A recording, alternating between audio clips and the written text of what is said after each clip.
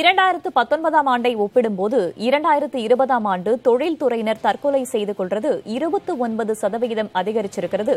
தேசிய குற்ற ஆவண காப்பகத்துடைய புள்ளிவிவரங்கள் மூலமா தெரிய வந்திருக்கு. இதுல குறிப்பா விவசாயிகளை விட வணிகர்கள் தான் அதிக அளவுல தற்கொலை செய்து கொண்டிருக்காங்க.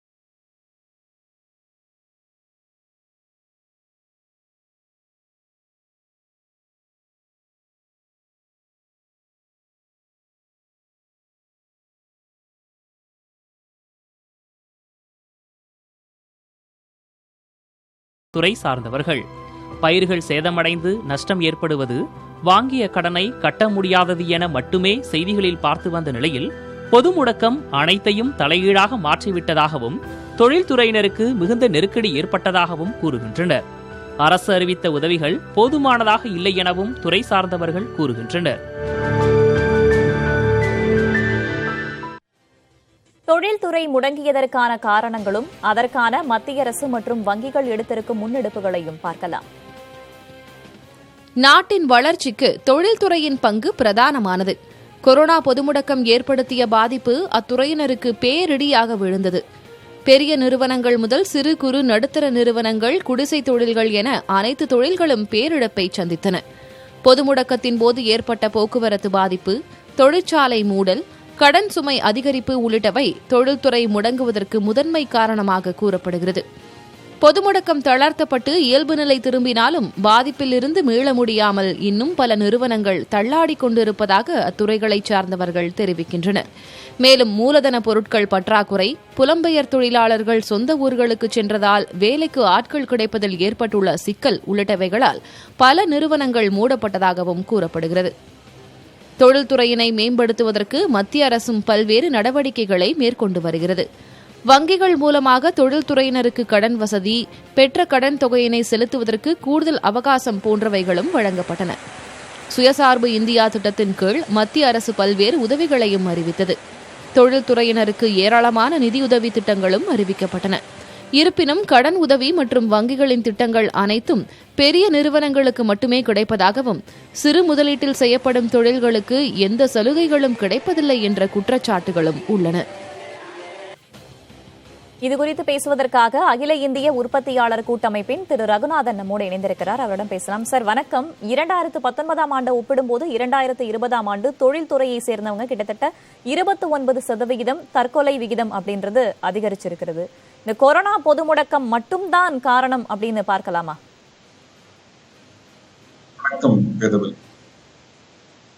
இத மாதிரியான ஒரு சூழ்நிலை வரும் அப்படின்றது தெரிஞ்சுதான் அந்த 4 ஆண்டுகளாக என்னை போன்றவர்கள், வேரியஸ் அசோசியேஷனை சேர்ந்தவர்கள், தொழில் முனைபவர்கள் கிடைத்த ஒவ்வொரு வாய்ப்பின் பொழுதும் சொல்லிக்கிட்டே வந்தோம். இன்றைக்கு அதை நேரடியா பார்க்கிறோம். இது ரொம்ப வருந்தத்தக்க நிகழ்வுகள். ஏன்னு முதல்ல நீங்க பாத்தீங்கன்னா, ஒரு தொழில் முனைபவனுக்கு முக்கியமான முதலீடு வாய் சுத்தம், நாணயம், பேச்சு என்னவோ அதை காப்பாற்றப்பட வேண்டிய ஒரு சூழ்நிலை. இதுதான் முதலீடு. அதுவும் தமிழகத்தை மாதிரியான மாநிலத்துல நேர்மையாக தொழில் முனைபவர்கள், நியாயமாக தொழில் முனைபவர்கள் மிக அதிகம்.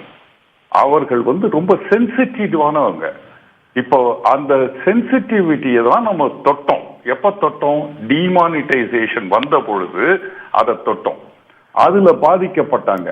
சொன்ன வார்த்தையை காப்பாற்ற முடியல, கொடுத்த வாக்கை நிறைவேற்ற முடியல, மற்றவங்க நம்மளை நம்பி இருக்கிறவங்களை எப்படி காப்பாற்ற போறோம்ன்றது தெரியல, வாங்கின கடனை திருப்ப முடியல, நம்ம வாங்கின பொருட்களுக்கு பணத்தை திருப்பி செலுத்த முடியல சரியான நேரத்துல, வரவேண்டிய பணம் வரவில்லை. அப்ப பிரச்சனை எப்படி இருக்கு? இது தொழில் முனைபவர்களுக்கு. வேலை செய்பவர்களுக்கு வேலை இழப்பு, வேலையினுடைய சம்பளம் குறைப்பு, அல்லது சம்பளமே கிடைக்காமல் 6 மாதம் 8 மாதம் இருக்கிறது. ஒரு பிரஷர் குக்கரை சூடு ஏத்திக்கிட்டே போனோம்னா என்ன ஆகும்? பிரஷர் அதிகமாயிட்டே இருக்கும், வெடிக்கும். அது வெடிக்காம இருக்கிறதுக்கு தான் பிரஷர் ரிலீஃப் வால்வுன்னு ஒண்ணு கொடுக்கிறோம். அந்த பிரஷர் ரிலீஃப் வால்வு தொழில் முனைவோர்கிட்ட யார்கிட்ட இருந்தது? அரசாங்கத்திடம் இருந்தது. அது ஒன்றிய அரசாக இருந்தாலும் சரி, அல்லது மாநில அரசாக இருந்தாலும் சரி, அவங்களுக்கு ஒரு பிரஷர் ரிலீஃப் வால்வுடைய பங்களிப்பு இருந்தது. இப்ப கொரோனா காலத்தை நீங்க சொல்ற ஸ்டாட்டிஸ்டிக்ஸ் 2020 அப்ப கொரோனாவுடைய முதல் தாக்கம் மட்டும்தான். ஆனால் கொரோனாவுடைய இரண்டாவது தாக்கமும் மிக அதிக அளவுல உயிர் இழப்பும் ஏற்பட்டது இரண்டாவது அலையில. அப்ப 2021 எடுத்து பாருங்க, எப்படி இருக்கும் இந்த ஸ்டாட்டிஸ்டிக்ஸ்? அதிர்ச்சி அலைகளைத்தான் உருவாக்குகிறது. இது எதுல தெரியுது? விளையும் பயிர் முளையிலேயே தெரியும்ன்ற மாதிரி இந்த முடிவு வரும் என்பது 2 வருடங்களுக்கு முன்பே காட்ட ஆரம்பிச்சாச்சு. எப்படி காட்டிட்டு? கோல்டு லோன் அதிகமாச்சு, பர்சனல் லோன் அதிகமாயிருச்சு, அசெட் வாங்குறது, அதாவது வீடு வாங்குவதோ வாகனங்கள் வாங்குவதோ குறைந்து கொண்டு வந்தது. மக்களுடைய கையில பணம் இழப்பு, பணம் இல்லை, அப்படியான ஒரு சூழ்நிலை அதிகமாகிக்கிட்டே வந்தது. இதிலிருந்து மீட்டெடுக்கிறதுக்கு ஏதாவது வழியை நம்ம செய்தோமா? செய்யல அப்படின்றதுதான் என்னுடைய வாதம். மத்திய அரசு தரப்புல இருந்து ஒரு பக்கம் அறிவிப்புகளும் வெளியிடப்பட்டுதானே வந்தது. இப்ப சுயசார்பு இந்தியா திட்டத்தின் கீழ் 50,000 கோடி ரூபாய்க்கான நிதி பங்களிப்பையும் மத்திய அரசு கொடுக்கிறதாக ஒரு அறிவிப்பு வெளியானது இல்லையா? தொடர்ச்சியாக திட்டங்களையும் அவங்க அறிவிச்சுதானே இருக்காங்க. வேதவல்லி போராது. அதாவது சந்தித்த துயரங்கள் மிக அதிகம். ஒரு சின்ன ரீசன்ஸ் நான் அடுக்கிக்கிட்டே வரேன். எக்கனாமிக் ரீசன்ஸ் ஒரு புறம். எதற்காக தற்கொலைக்கு தூண்டப்படுறாங்கன்றதுக்காக சொல்றேன். நான் தற்கொலை செய்வதுதான் சிறந்த வழின்னு நான் வாதாடவும் வரல, அதை நியாயப்படுத்தவும் வரல. தற்கொலை ஒருவர் செய்து கொள்ளவே கூடாது, அது வழி இல்லை, அது தீர்வு அல்ல. ஒரு சுய தொழில் பண்ணுபவர்களுடைய மிகப்பெரிய அசட்டே எத்தனை சோதனைகள் வந்தாலும் அதனை சாதனையாக்குறது தான் அவங்க கையில இருக்கிற திறமையே. துயரங்களை கண்டு துவண்டு விடக்கூடாது, அதை ஃபேஸ் பண்ணணும், அதை போராடி தான் வெல்லணும். அந்த வெல்லும் பொழுது கிடைக்கக்கூடிய மன சந்தோஷம் வேறு எப்பொழுதுமே கிடைக்காது. எவ்வளவு கோடிக்கும் அது ஈடாகாது. நம்ம முயற்சியினால திருவினையாகும் பொழுது. அப்போ ஆனால் இதுக்கு ஏன் தூண்டப்படுறாங்க? 3000 கோடி கடன் வைத்திருந்த சித்தார்த் அப்படின்றவர் காஃபி டேனுடைய ஓனர் தற்கொலை செய்து கொண்டார். எப்போ? 3 வருடங்களுக்கு முன்னாடி. இதே போன வருடம் 3000 ரூபாய் செலுத்த முடியாமல் ஆன்லைன் ரம்மி, ஆன்லைன் லோன் வாங்கினவர் தற்கொலை செய்து கொண்டார் சேலத்துல. இது தொடர்ச்சியா போய்கிட்டே இருக்கு. ரீசன் என்ன? ஒன்னு எக்கனாமிக் ரீசன், இன்னொன்னு ஷேர் மார்க்கெட்ல ஏதாவது லாசஸ் இருக்கும், இல்ல கோவிட் ரீசன்னால ஒரு அன்சர்டனிட்டி, யாராவது தொழில் நடத்துபவர்கள் உயிரிழந்திருப்பாங்க. அப்ப அந்த பொறுப்பு இருக்கக்கூடிய இளைஞர்களுடைய தலையில உளுந்திருக்கும். அவங்களுக்கு ஒரு எப்படா இதை நடத்த போறோம்னு தெரியாம இருந்திருக்கலாம். பிசினஸ் லாஸ் அதிகமாயிருக்கும். டெக்னாலஜி பாருங்க, டெக்னாலஜி எந்த அளவுக்கு வளர்ந்திருக்குன்னு ஒரு சின்ன கோடு காட்டுறேன் பாருங்க. முந்தி நம்ம பார்த்த மாதிரி எஸ்டிடி பூத் இதெல்லாம் நடத்தக்கூடியவங்க யாராவது இப்ப இருக்காங்களா? எங்கேயாவது பார்க்க முடியுமா? பிசிஓ, எஸ்டிடி, ஐஎஸ்டி எல்லாம் காலி. போட்டோஷாப் எல்லாம் இருக்கா? கிடையாது. Electronic typewriter, pager, desktop computer, radio, tape recorder, VCR, Walkman, DVD player எதுவும் கிடையாது. இப்படியே நம்ம போய்கிட்டு இருக்கும் பொழுது ஒரு கல்யாண மண்டபம் புக் பண்றதுக்கு கூட, கல்யாணத்துக்கு கூட ஒரு புரோக்கர் ஆப் வந்தாச்சு, அல்லது மேட்ரிமோனியல் வெப்சைட் வந்தாச்சு. அப்ப அதை நம்பி இருக்கிறவங்க காலி. அதே மாதிரி ஒரு பக்கம் தொழில்நுட்பம் வளர்ந்துட்டு இருக்கு அப்படின்னு தானே புரிஞ்சுக்க முடியும். ஒரு பக்கம் இந்த மாதிரி சரிவுகள் இருந்தாலும் ஒரு பக்கம் அதற்கேற்றவாறு தொழில்நுட்பத்துல வளர்ந்துட்டு தானே இருக்கும் அப்படின்னு புரிஞ்சுக்க முடியாதா?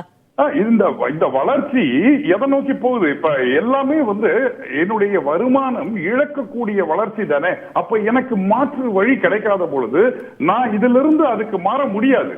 இப்ப நான் ஒரு கார் விற்பனை பண்ணிட்டு இருக்கிற ஒரு புரோக்கர்னு வச்சுக்கோங்க. இப்ப புதுசா ஆப் கார்வேலையும் கார்24லயும் வந்ததுக்கு அப்புறம் என்னுடைய நிலைமை என்ன ஆறுது? என்னுடைய வாழ்க்கை என்ன ஆறுது? என்னுடைய வாழ்வாதாரம் எப்படி போகும்? நெட்ஃபிளிக்ஸ் வந்ததுக்கு அப்புறம் இப்ப சினிமா தியேட்டர்களுடைய வருமானம் எப்படி இருக்கும்? அதை சார்ந்து இருக்கிறவங்க வருமானம் என்ன? இதெல்லாம் கொஞ்சம் பார்க்கணும். இன்னும் கொஞ்சம் நம்ம அப்படியே போய்கிட்டே இருந்தோம்னாக்க இனிமேல் ஓகே கூகுளும் இத மாதிரி நம்ம சிரியும் பத்தி தான் பேசிக்கிட்டு இருப்போம். இல்ல, உலக நாடுகள் அனைத்துமே டெக்னாலஜில உயர்ந்துகிட்டு தானே இருக்காங்க. அந்த வகையில இந்தியா வரக்கூடாதா? ஒரு சாரார் நீங்க 80% மக்கள் தொகை இப்போ இந்தியாவை எடுத்துக்கிட்டீங்கன்னா கிட்டத்தட்ட 16 கோடி பேர் வேலை செய்பவர்கள், வேலை தொழில் முனைபவர்களாக இருப்பாங்க. அப்ப அதுல ஒரு 30-40% பேர் பாதிக்கப்படுறாங்க. இந்தந்த காரணங்களுக்காக பாதிக்கப்படுறாங்க. அப்போ அதிகமான கடனை கொடுத்தோம் போன வருடம். அப்ப அந்த கடனை திருப்பி செலுத்துறது எப்படி செலுத்த முடியும்? ஒரு தொழில் வாங்கினவர் லாபம் சம்பாதித்தால் தான் அந்த கடனை திருப்பி செலுத்த முடியும். லாபம் சம்பாதிக்க முடியாத பொழுது பிரஷர் அதிகமாகுது. அப்ப பிரஷர் அதிகமாகும் போது எலாஸ்டிக் மாதிரி இழுக்க ஒரு பர்டிகுலர் இடத்துக்கு வந்ததுக்கு அப்புறம் எப்படி நம்ம இதுக்குள்ள இருந்து மீள போறோம்ன்ற ஒரு பெரிய கவலை, வாழ்வாதாரத்தை பற்றிய கவலை, தன்னை நம்பி இருக்கும் மக்களுடைய கண்ணீரை பார்த்து துயரம். என்ன சுய தொழில் செய்பவர்கள் ஓப்பனாக அழ முடியாது, தங்களுடைய துயரத்தை யார்கிட்டையும் பகிர்ந்து கொள்ளவும் முடியாது. அப்போ மனதுக்குள்ளேயே புழுங்கி மன அழுத்தத்துல வேற ஏதோ முயற்சி பண்ணி பாக்குறாங்க.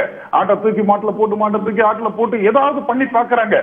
எந்த வழியில போனாலும் அவங்களுடைய வாழ்வை காப்பாற்ற முடியாத ஒரு சூழ்நிலை வரும் பொழுது எக்ஸ்ட்ரீம் பிரஷர், எக்ஸ்ட்ரீம் டென்ஷன், அந்த நேரத்துல அவங்க எடுக்கிற சோகமான முடிவுதான் சூசைடல் மூவ்.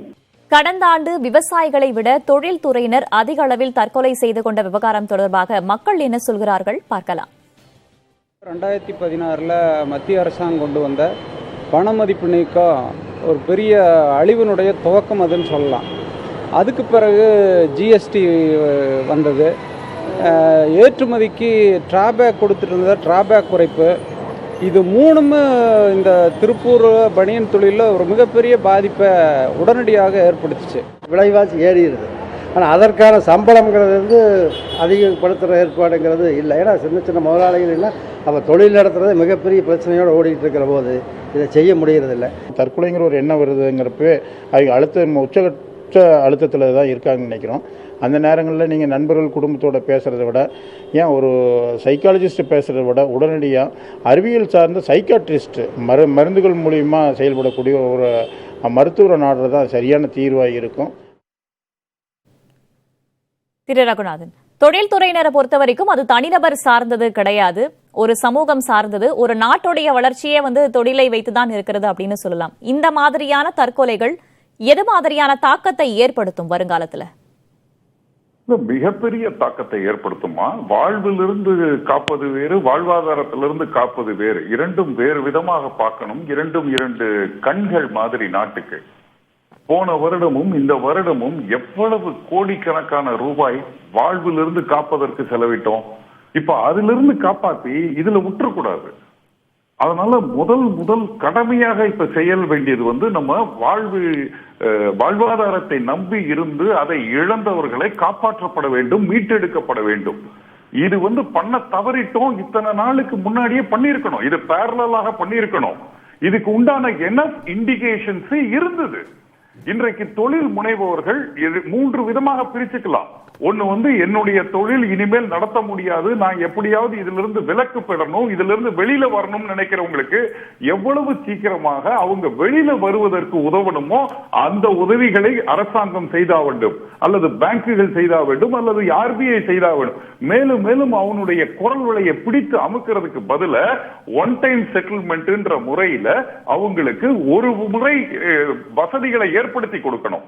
இரண்டாவது, இந்த டெக்னாலஜி நான் வைத்துக் கொண்டிருக்கிறதை மாற்ற வேண்டும், புதிய ஒரு முறைக்கு நான் தாழ வேண்டும் என்று நினைப்பவர்களுக்கு அந்த புதிய அணுகுமுறைக்கு போவதற்கு இப்ப ஆட்டோமொபைல் பண்ணிக்கிட்டு இருந்தவங்க, போர்டை நம்பி பண்ணிக்கிட்டு இருந்தவங்க, அவங்களால மேற்கொண்டு நடத்த முடியலன்னா எலக்ட்ரிக் வெஹிக்கிளுக்கு தாவணும் அப்படின்னாக்க அதுக்கு உண்டான முதலீடுகள், அதற்கு உண்டான மாற்றங்களுக்கு சலுகை விலையில லோன் கொடுக்கணும் அல்லது மெட்டீரியல் மெஷின்ஸ் வாங்கி கொடுக்கணும். அதே மாதிரி நல்லா பண்ணிக்கிட்டு இருக்கிறவங்க வளர்ச்சிகளை காண்பதற்கு அவங்களுக்கு என்ன தேவையோ அதை கொடுக்கணும். இது அனைத்துக்கும் மாறாக நம்ம எதெல்லாம் கொடுத்துக்கிட்டு இருக்கோம் அப்படின்னு பாருங்க. பெட்ரோல் டீசல் விலை எங்க போய் நிக்குது? கண்டெய்னர் கிடைக்கல மக்களுக்கு. அரசாங்கம் PLI ஸ்கீம்னு அடுத்த 5 ஆண்டுகளுக்கு தான் தரும். தமிழகத்தை பொறுத்தவரை மீட்டெடுக்கும் குழு அமைக்கப்பட்டு 3 மாதத்துல அறிக்கை தரும் என்று சொல்லி 45 நாட்கள், 3 மாதங்களை கடந்து 15 நாட்கள் முடிந்து விட்டது. எப்பொழுது அந்த குழு அறிக்கையை அளிக்கும்? எப்பொழுது நம்ம காப்பாற்ற போகிறோம்? மீட்டெடுப்பது என்ற வார்த்தை என்ன? ICU ட்ரீட்மெண்ட் கொடுக்கணும். ஏற்கனவே நம்ம எடுத்துக்கொண்ட 105 நாட்கள் மிக மிக அதிகம். குழு வல்லுநர்கள் தொடர்ந்து வேலை செய்திருக்கணும். இந்நேரத்துக்கு அறிவிப்பு வந்திருக்கணும். முதல்வர் இதனை உடனடியாக கவனிக்க வேண்டும். ஏன் தமிழகத்தினுடைய சிறு குறு தொழில் மீட்டெடுக்கும் குழு தனது அறிக்கையோ தனது வழிமுறைகளையோ இதுவரை செலுத்தவில்லை, சொல்லவில்லை அப்படின்றதுக்கு காரணம் வேண்டும். அப்படி இல்லைன்னா அவங்க அனௌன்ஸ் பண்றதுக்குள்ள பாதி பேர் தொழிலை விட்டு போயிருவாங்க அல்லது உயிரை விட்டு மாய்த்துக் கொள்வார்கள். ஏற்கனவே அறிவிக்கப்பட்ட திட்டங்கள்லாம் முறையாக வந்து அடைகிறதா? வியாபாரிகளையும் வணிகர்களையும் சுயசார்பு இந்தியா மாதிரியான திட்டங்களை அறிவிக்கிறாங்க, அதற்காக நிதி ஒதுக்கவும் செய்யறாங்க, முறையாக வந்து சேர்கிறதா? வேதவல்லி, நம்ம லாங் டேர்ம் திங்கிங்ன்றது வேற. இன்னும் அடுத்த 5 ஆண்டுகள் எப்படி இருக்கணும், அடுத்த 10 ஆண்டுகள் எப்படி இருக்கணும் அப்படின்றது வேற. 5 ட்ரில்லியன் எக்கானமி வர வேண்டும் 2030 வேற. இன்றைக்கு என்ன தேவை? இன்றைக்கு அவருக்கு தேவை ஒரு ஆக்சிஜன். இப்போ நம்ம கொரோனா காலத்துல ஆக்சிஜன் கிடைக்காமல் மக்கள் திண்டாடிய பொழுது எந்த ஒரு முனைப்போட நம்ம வேலை செஞ்சோம் எல்லாரும். அரசாங்கம் எவ்வளவு முனைப்போட ஆக்சிஜனை செட்டப் பண்ணிட்டு ஆக்சிஜனை கொண்டு போய் சேர்த்தது, அனைவருக்கும் ஆக்சிஜன் கிடைக்கக்கூடிய நிலைமையை உருவாக்கியது. அதே மாதிரி இன்றைக்கு தொழில் முனைபவர்கள் நன்றாக இருந்தால் தானே வேலை வாய்ப்புகள் அதிகமாக இருக்கும். வேலை வாய்ப்புகள் அதிகமாக இருந்தால் தானே நல்ல சம்பளம் கிடைக்கும். நல்ல சம்பளம் கிடைத்தால் தானே வாழ்க்கை தரம் உயரும். வாழ்க்கை தரம் உயர்ந்தால் தானே மக்கள் அவங்களை நம்பி இருக்கிற குடும்பத்தை சேர்ந்த மற்றவர்கள் காப்பாற்றப்படுவார்கள். எங்க போச்சு தொழில்துறையினருடைய ஆக்சிஜன்? அதை பற்றி ஏன் யாருமே சிந்திக்கவில்லை? அதை பற்றி ஏன் யாருமே பேசவில்லை? அதை பற்றி யாருமே ஏன் யோசிக்கவும் இல்லை? நம்ம இன்னும் 5 ட்ரில்லியன் எக்கானமி பேசிக்கிட்டு இருக்கிறோம், 1 ட்ரில்லியன் எக்ஸ்போர்ட் கமிட்டி போட்டுக்கிட்டு இருக்கோம். நம்ம இன்னும் தொழில் முயற்சிகள் வந்துருச்சுன்னு பேசிக்கிட்டு இருக்கிறோம். ஆனால் நடைமுறையில் என்ன நடந்துகிட்டு இருக்கு? பாவர்ட்டி இண்டெக்ஸ் அதிகமாயிருச்சு, வருமானம் இழப்பு அதிகமாயிருச்சு, சேமிப்பு வைத்திருந்தவர்கள் 20 வருடங்கள் பின்னோக்கி போயிட்டாங்க, தற்கொலை அதிகமாயிருச்சு. இதுதானே index. Gold loan auction sale நோட்டீஸுக்கு வந்தாச்சு. கோல்டு லோனை திருப்பி எடுக்க முடியாதவர்கள் அதிகமாயிட்டாங்க.